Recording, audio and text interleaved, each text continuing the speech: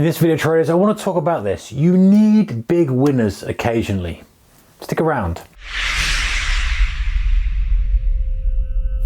Hey guys, warm welcome to you. Thank you for joining me. All right, so you do need big winners occasionally. There's no getting away from it.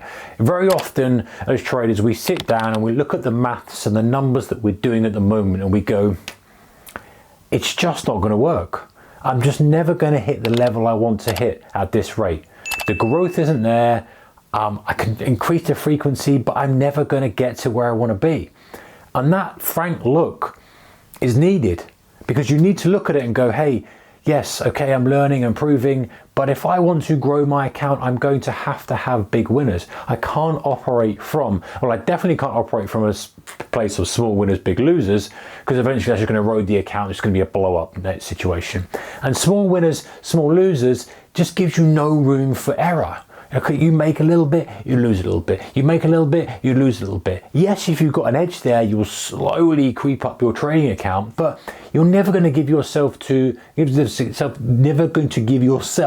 chance. I'm trying to think of so many things at once. Give yourself the chance to really boost your equity curve. If you're always taking those profits quickly, it might feel good, but you're never going to be able to get yourself into a position where you get many multiples of your risk on a trade, which you need. You need these to allow for, A, the fact that your edge isn't that good. Let's be honest, we're retail traders, we don't have a massive edge. We had a massive edge, we're making far much more money. Our edge is slim, and our edge needs to be pressed when we have it. We need to be able to increase the position size, increase the scaling into the trade when the edge is there, because we don't have a huge edge. We have a marginal edge at best. And so we need these big winners to be able to sit through the stuff that's just sitting and chugging, the singles. And then every now and then, a ball comes that we should absolutely smash and we should go for. We should be prepared to give a little bit back to try and get that. And let me kind of give you a really rough kind of example here.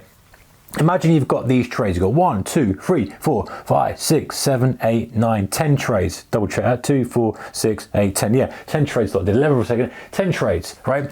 And these are in R units. And I'm not going to go through all this, but this kind of guy here or girl is just chugging along, making 2, losing 2, and it's just luck. Because at the end of the 10 trades, it's -1. It could be +2, could be -2, could be +1, -1. There's not much of an edge there. And even if it's a slim edge, again, that hopefully over time will creep up, but you're never going to get anywhere. Now, look at this next guy here who just has one decent big winner in there. It's all right, it's not massive, but all of a sudden it becomes much more likely that's going to be a positive month or a positive week, because after that, many times the equity curve is staying positive. That gives it a boost that allows you to sit and stagnate. So it's no more down to luck, they're just playing out. And if you go even further and say, look, and this guy got 10R on one of these trades here, all of a sudden, with this exactly the same data, I know it kind of makes sense, it's common sense, but that just changes things massively. But what that does is this. Okay, obviously the numbers are like this. If you're going to have a big winner, you're going to potentially make more money at the end of the week, fine. But what it does is two things. Number one, it psychologically allows you to think that, hey, it doesn't matter if I have a drawdown. It doesn't matter if my equity curve comes off highs. It doesn't matter if I have a spell of poor performance, because I am positioned and ready to strike and get a big winner. So I'm always going to have that chance to have a trade that runs in my favor and runs hard, and I can scale up on, and it's going to boost my equity curve massively. If you're always cutting your winners short, if you're always going for +2s, +1s, and you're just grabbing those quick singles, then the detrimental impact of drawdown on your mindset is huge, because you think, my God, I'm running in this lane 1 here, this column. If I have a good month, a good week, and +2, and that happens, right? You can have a period of drawdown, or you can have a mistake where you go -10 one day, and and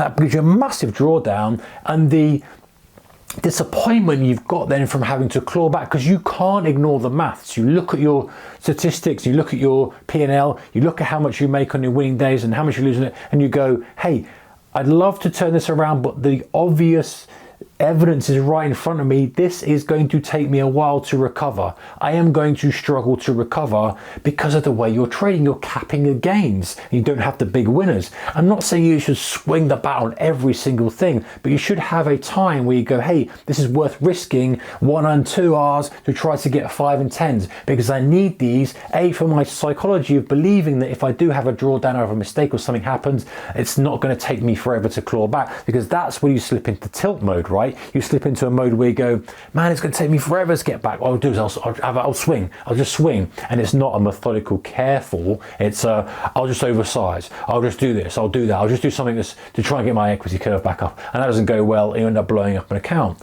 And so I think from a psychological perspective, it's so important to have these 5 Rs, 10 Rs, whatever magnitude you need in there from time to time. And many times traders don't have those at all.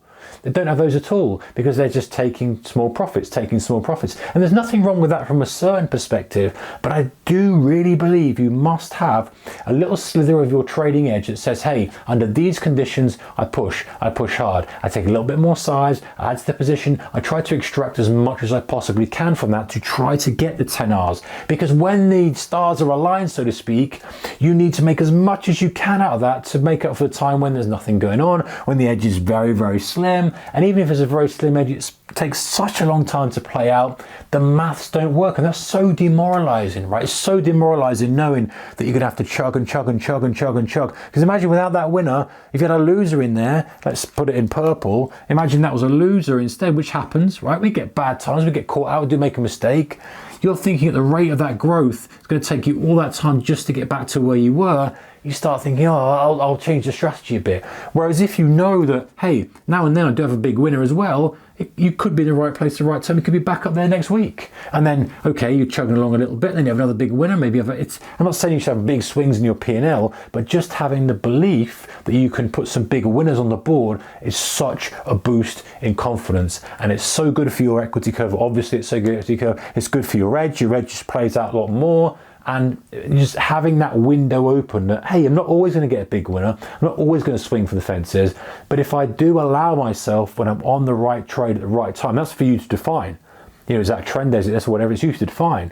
But if I do have that, I am going to hold it. I am going to see if I can get a 10-hour trade out of that. This is lining up, that's lining up, that's lining up, that's lining up. It's a perfect trade for me. There's no reason just to cut that a 1R or 2R when I've got potentially 10R on the table and I need those big winners. Because if you look at the numbers, I'm sure you're going to look at the numbers and go, hey, and we've all done this. I've done this in my career and gone and looked at the numbers and gone, hey, if I carry on as I am, it's going to take ages to get to where I want to be.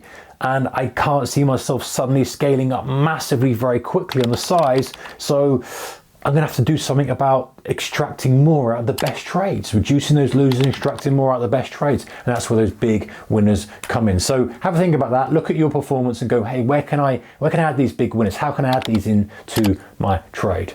Take care, guys. See you next one. Bye-bye.